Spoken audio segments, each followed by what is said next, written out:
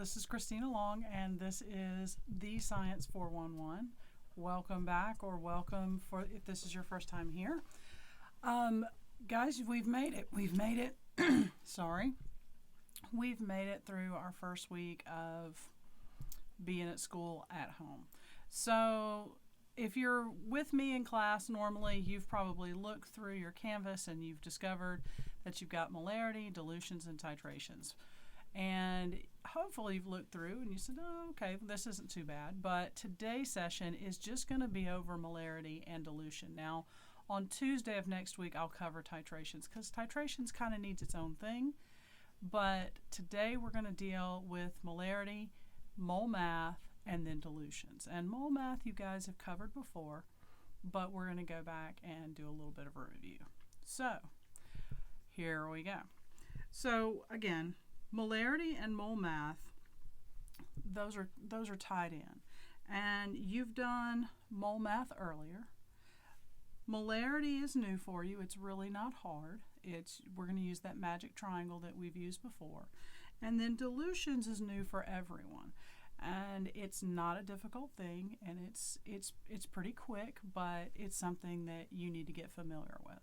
So here we go. Molarity. Molarity is just another way of describing concentration of a compound or a substance.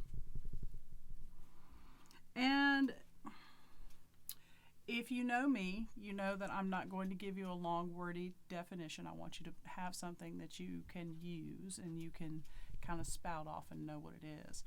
Again, molarity is concentration. There are a couple of things that you're going to see there. With molarity, its unit is a, yikes, I don't know what happened there, but its concentration, or the unit, is a capital M. You're also going to sometimes see it in a bracket. And when you see that bracket, the squared off bracket, that tells you that you're dealing with molarity and concentration. Now, the symbol for molarity is capital M, but sometimes you'll see the unit written as mole over liter. And there's a reason for this, because molarity actually has a formula. And the formula is this. So molarity equals, this is going to be moles of solute over liters of solution. And there's some terms there that we're probably going to have to go back and revisit just to make sure that we're all on the same page. But to tie in the units with your formula. So here you've got mole, so there's that. And then you've got liters, which shows up there. Now, as a reminder, I mentioned that magic triangle. And if you've ever seen my stuff, I'm big on these magic triangles because I'm not big into memorizing. I want to be able to use one formula and then be able to manipulate it easily. Any type of three variable formula you can do this for. So I have got my molarity equals mole divided by liter. And so I'm going to be using that formula quite a bit. So again, these are tied together. So make sure that you understand that, because in some cases you're going to want to use the capital M for your unit, and then others you're going to want to use mole over liter. So when you're dealing with solute and solution, two new terms. Well, maybe new, maybe not. But let's go ahead and take a look at those. Solute and solution. There's a very easy way to remember these. If you make this into a glass and you have these little ice cubes, they're little U-shaped ice cubes. When you start looking at the terms solute and solvent, here's what we get. A solute is something in a solution that gets dissolved. Well, if you put little U-shaped ice cubes into a solution or into a mix, they're going to get dissolved. So the U reminds you that that gets dissolved. But then the substance basically that does the dissolving, what you're putting the solute into, that the solvent does the dissolving. And in order to get a solution, you've got to have a solute added to a solvent, and that is going to be your solution, right? So when you're dealing with your formula again, it's molarity equals mole of solute. That's the stuff that gets dissolved, and in most cases it's a powder of some sort. And then it's liters of solution. So it's the entire mix together, not just one thing, but the whole thing together. So the solvent and the solute put together. So let's go ahead and do a couple of examples on those. Let's see. We're going to do an easy one first.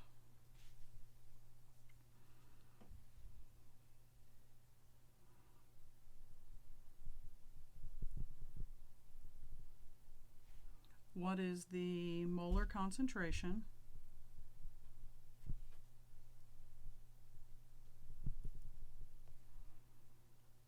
of a 0.0750 mole of NaHCO3 in 155 milliliters? Goodness. Sorry guys, I'm using a new board and it's difficult for me to apparently not erase something. So I'm looking for molarity, and I'm given a number of moles of 0.0750, and the substance is NaHCO3, and the volume is given as 155 milliliters. Now when you're looking at your formula again, you're going to use that triangle, or at least I do. And when I'm looking for molarity, if you've never seen this triangle, guys, here's what's happening.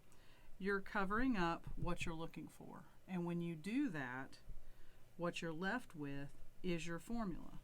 So it's moles divided by liter. I had a student explain that to me about 10 years ago, and it changed my life. It was awesome. So with my molarity, I've got my mole, which is 0.075 mole, but then I have liters, and notice that I don't have liters there. Instead, I've got milliliters. And when you've got milliliters, you've got to change it to liters, and you don't just change the unit. Instead, remember, you've got to use the King Henry died by drinking chocolate milk stuff. You've got to use your metric system, which means you're going to move the decimal 3 places to the left. And when you do that, you're going to convert your unit to 0.155 liters. So I'm going to plug that in, 0.155 liters. And I wish I could do that in my head, but I can't. And when I get the answer, it's going to be, I'm going to round to 2 places past the decimal. So in this case, you're going to get 0.48 molar. And that's going to be your concentration. Now there are a couple of ways that you'll see this written. Sometimes you'll see it just as 0.48 molar. Sometimes you'll see it written with the brackets there. Again, anytime you see those squared off brackets, that tells you that you're dealing with concentration every single time. Okay? So that's kind of an easy one. Then there are some other things that we can look at. There are some tricks to this. Where are some things that somebody can throw in a snag to maybe slow you down? Here are some things that you have to take a look for. Number 1, always make sure to change your milliliters to liters. But in some cases, that's an easy one. But in some cases, they don't give you an easy one, and instead, you've got, instead of giving you moles, they give you grams. And that's where the mole math piece comes into play here. So if you remember back to stoichiometry and all the mole math, you at some point did mass to mole problems, and you also did molar mass. And if you've been in my classes, this is what we did way back early in the year. And some of you are just now seeing it if you're not in my class, and that's completely fine. But remember that this is going to have to be something that shows up with molarity, because this is a trick. So let's say we're going to go ahead and do a more difficult problem that involves that trick. So I want to know, what is the molarity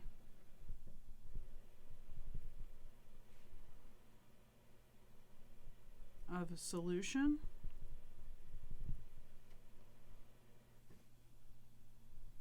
that dissolved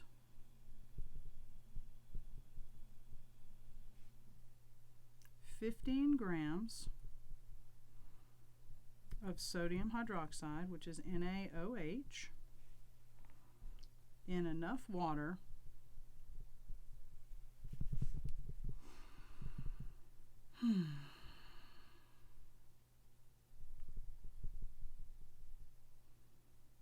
so it gives me 15 grams of sodium hydroxide in enough water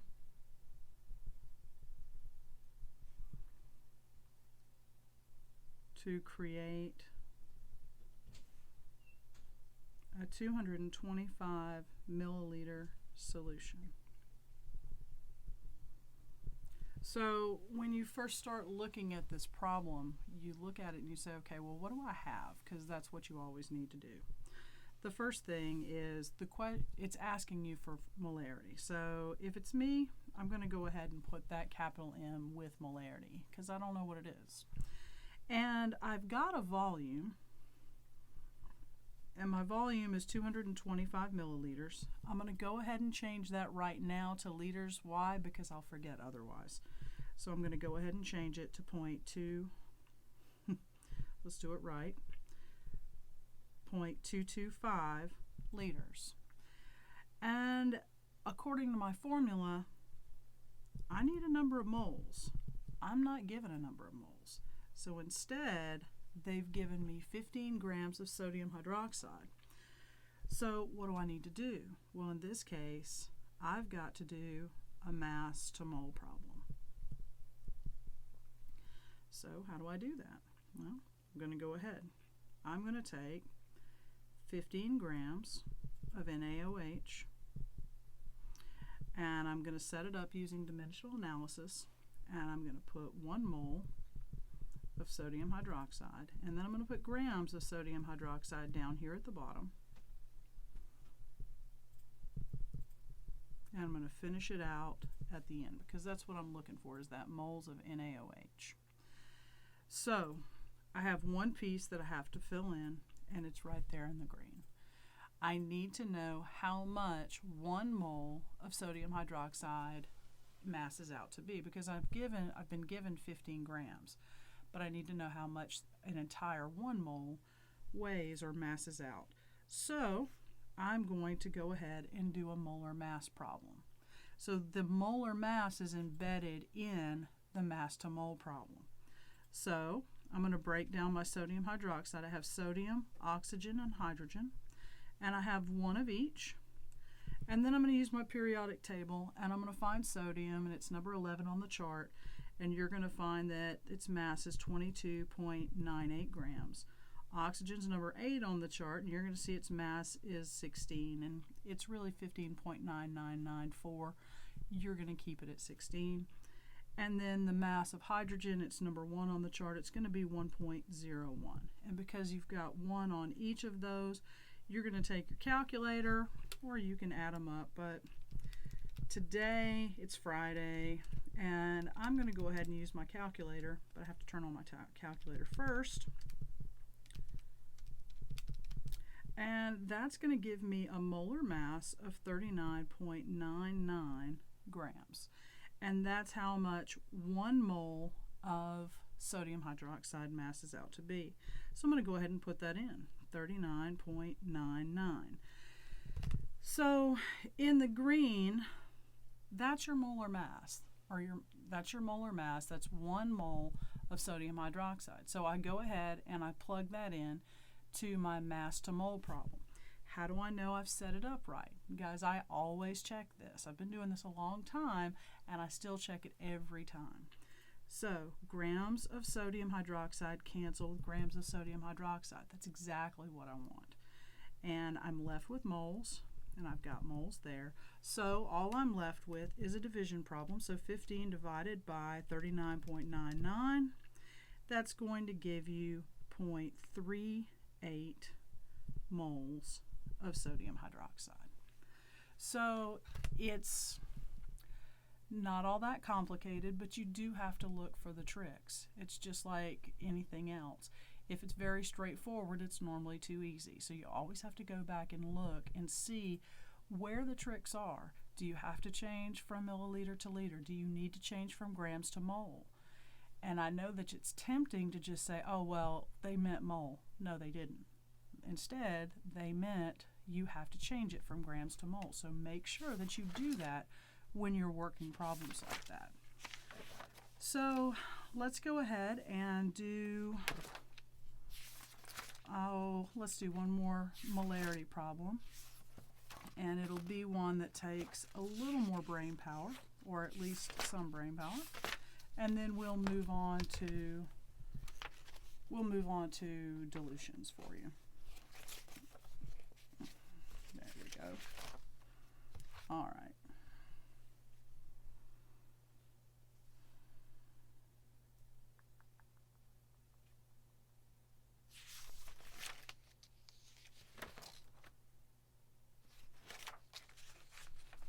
Let's do something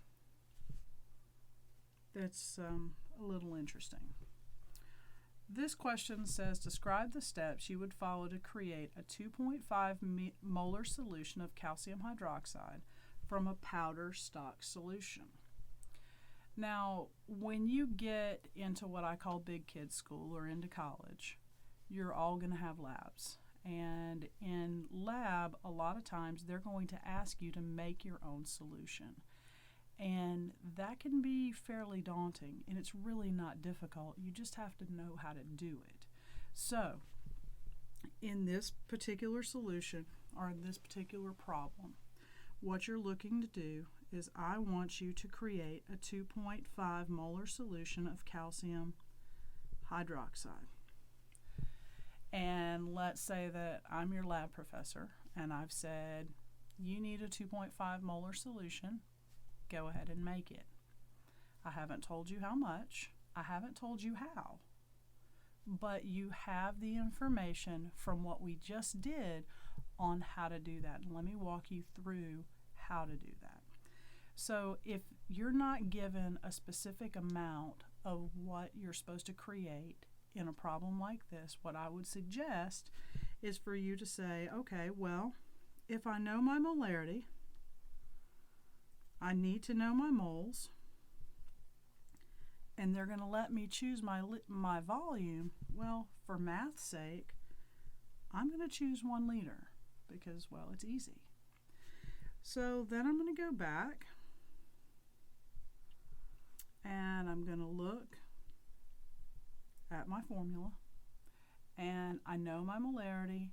I've chosen my volume, my liters, so now I need my number of moles. So I use my formula, or my triangle, to get my formula.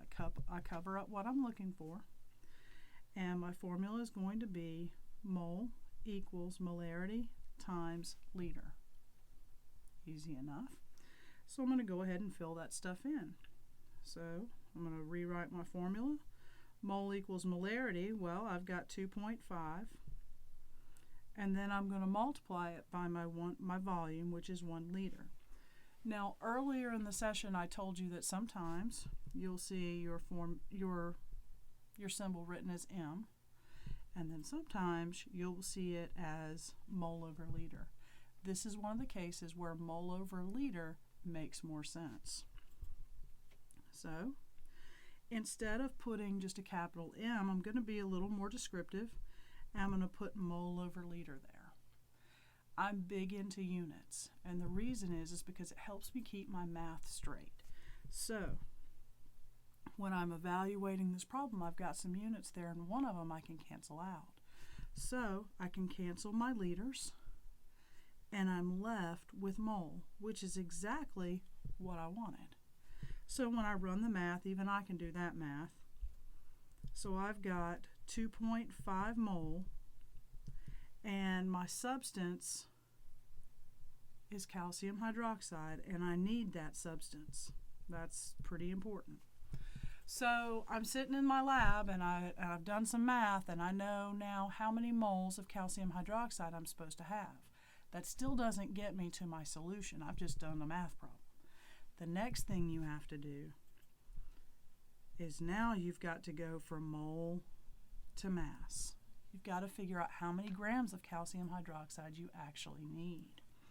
So I'll make a little space here.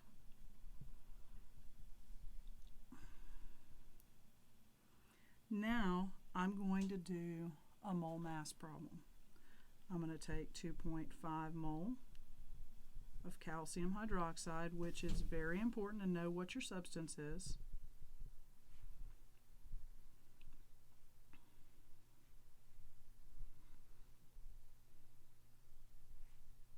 And I'm trying to get to grams of calcium hydroxide.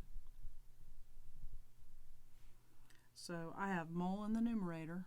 I want mole in the denominator. And I'm going to have grams of calcium hydroxide up top.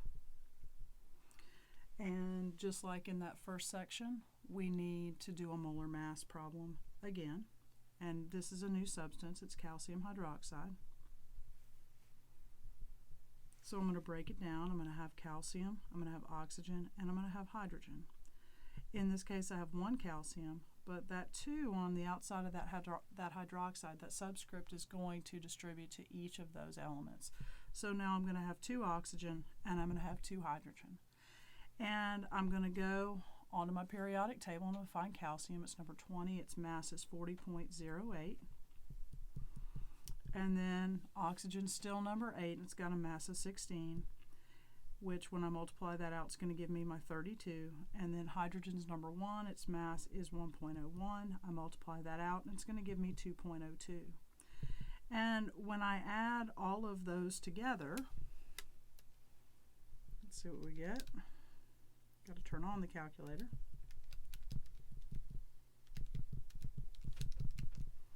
It's going to give me a molar mass of 74.10 grams. And that's the molar mass of calcium hydroxide. So I'm going to go ahead and I'm going to fill that in at 74.10. I'm going to look at my units again, because if my units don't cancel out and I end up with a unit I don't want, then I've done it wrong. I've set it up. I've set it up incorrectly if they don't cancel. So my mole of calcium hydroxide cancels with mole of calcium hydroxide. I'm left with grams of calcium hydroxide, and that's exactly what I wanted. So I'm going to go ahead, I'm going to multiply 74.1 times 2.5, and I'm going to put it where you can actually read it, and it's going to be 185.25 grams of calcium hydroxide. Now, what have we done so far? Well, we've done quite a bit. You've been told that you needed to do a solution of 2.5 molar calcium hydroxide. You've assumed or chosen a volume to make, so 1 liter. Then using that, then you found your moles. Once you found your moles, then you figured out how many grams of calcium hydroxide you actually need. Now, what does that actually mean? You've done the math, you've got it. Now what do? Well, at this point, if you're sitting in a lab, you physically go and get the little container that says calcium hydroxide, and you're going to use a digital scale. You're going to scoop out 185.25 grams of calcium hydroxide. Originally, your solution was going to be 1 liter. That's how much you're supposed to make. So here's how this works. I'm not an artist, so keep that in mind. You're going to put in 750 milliliters of water. You're going to use distilled water. You're going to start off with 750 milliliters of water. And once you've got that, what you're going to do is you're going to dump all 185.25 grams of calcium hydroxide now into the water. And now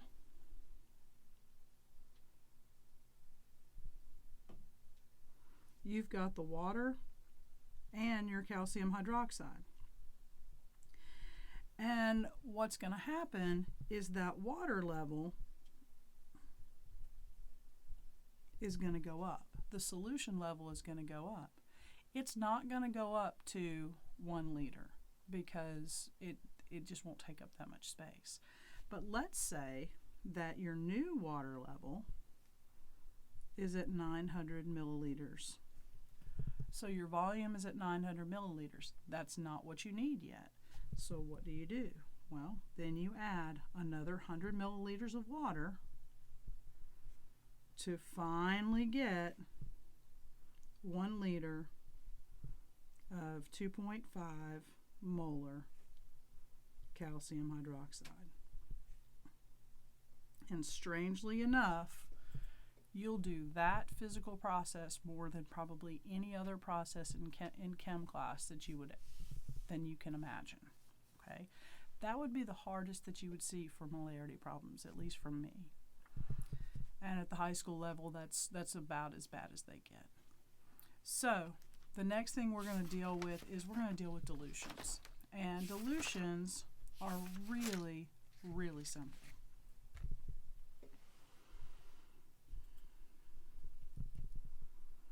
A dilution is creation of a weaker I'm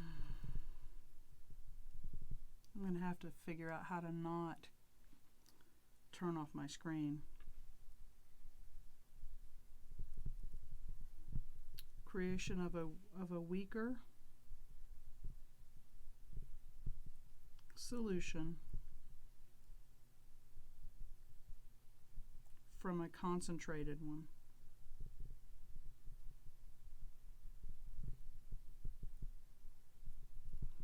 Now, there are some chemistry terms that end up showing up here, and your weak solution is called your diluted,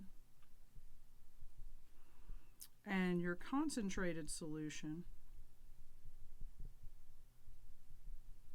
is called your stock solution. There's a formula that goes along with this, and your formula is M1V1 equals M2V2. And sometimes you'll see it written as MCVC equals MDVD. And in either case, the 1 or the C stands for the stronger solution or the stock solution. And then the 2 or the D stands for the diluted or weak solution. Now, what do the M and the V stand for? Well, the M stands for molarity, or your concentration, and V stands for volume.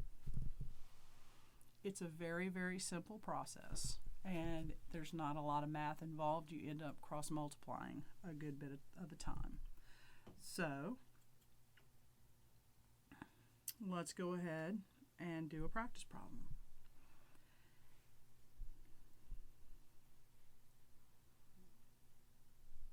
If a 455 milliliter 6 molar HNO3, which is nitric acid solution, is used to make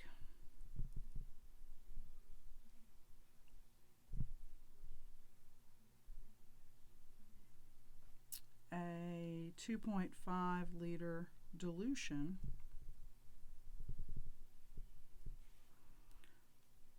what is its molarity?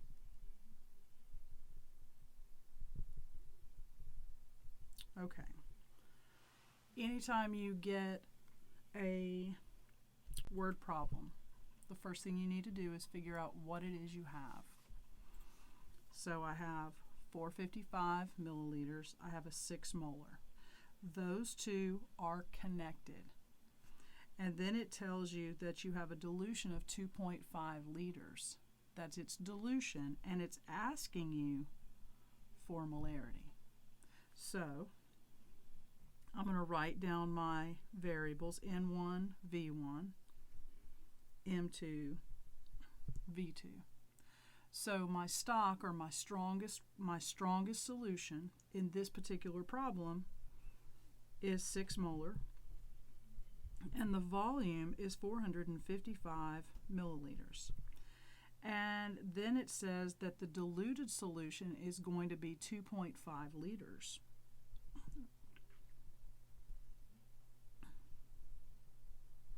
And it's asking you for molarity. So when you evaluate your variables, there are a few things that you need to do. Excuse me. One of the things is you need to check on your volume.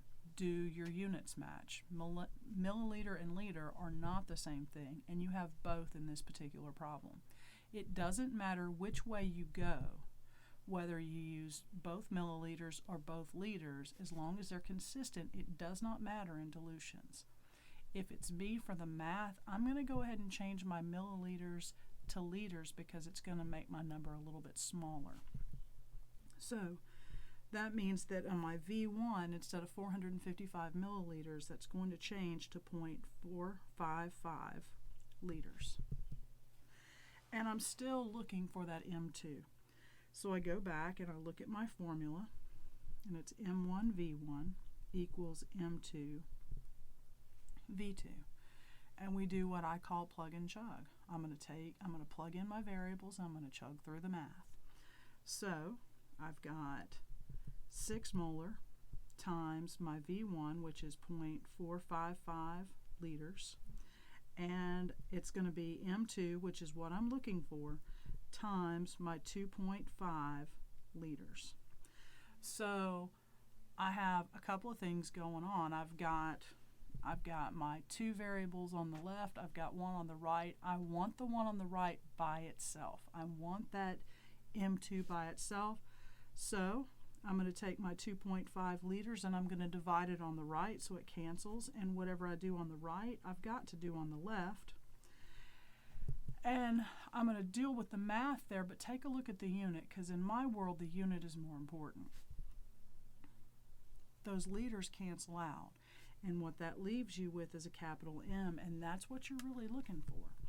Now there are some of you that are calculator geniuses, and you're going to put all this in the calculator at the same time. I don't do that. Why? Because I've made mistakes so many times. It's easier for me just to take everything in my numerator, and I'm going to multiply that, and then I'm going to go ahead and divide it by my denominator. So when I do all of that, my molarity comes out to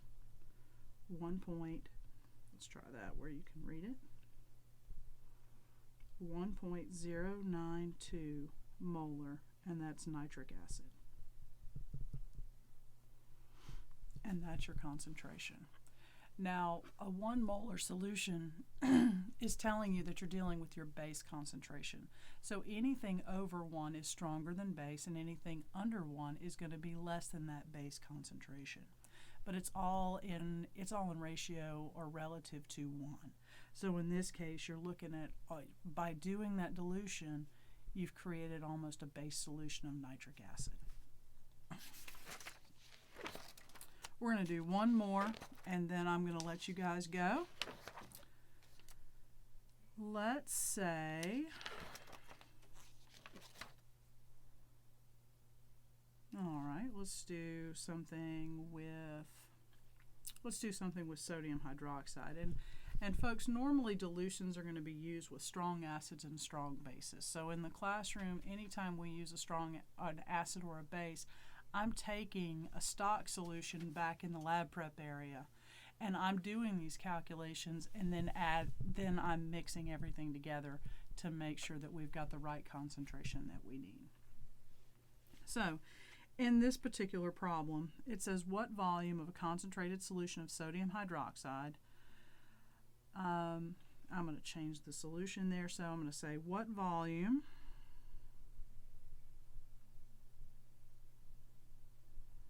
of 4.5 molar sodium hydroxide must be diluted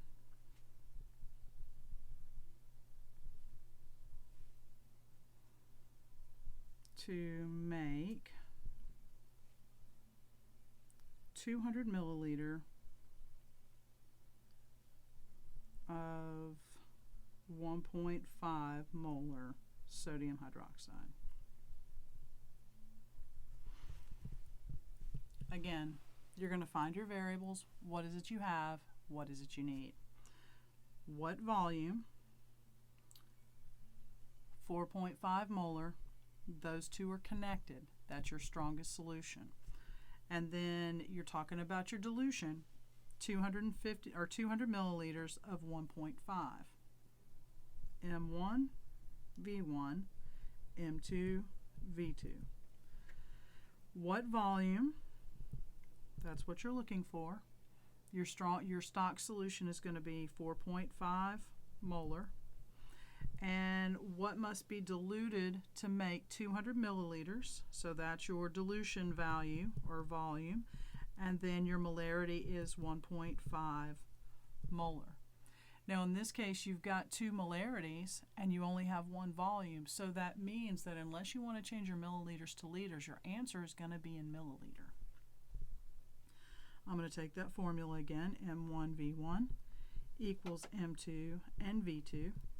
And I'm going to fill it in. 4.5 molar times V1 equals M2, which is 1.5 molar times 200 milliliters. Again, I want V1 on its own over on the left, so in order to do that, I've got to divide each side by 4.5 molar, and I'm going to cancel those there. Whatever I do on the left, I have to do on the right. And I'm going to cancel my moles or my molarity unit there.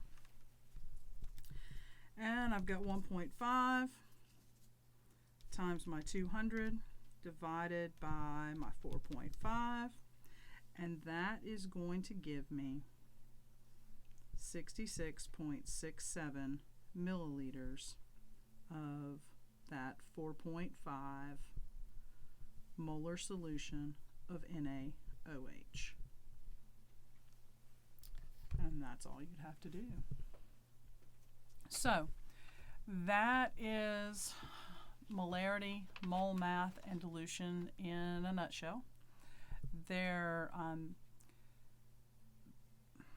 really is not much more to it than what we've got here.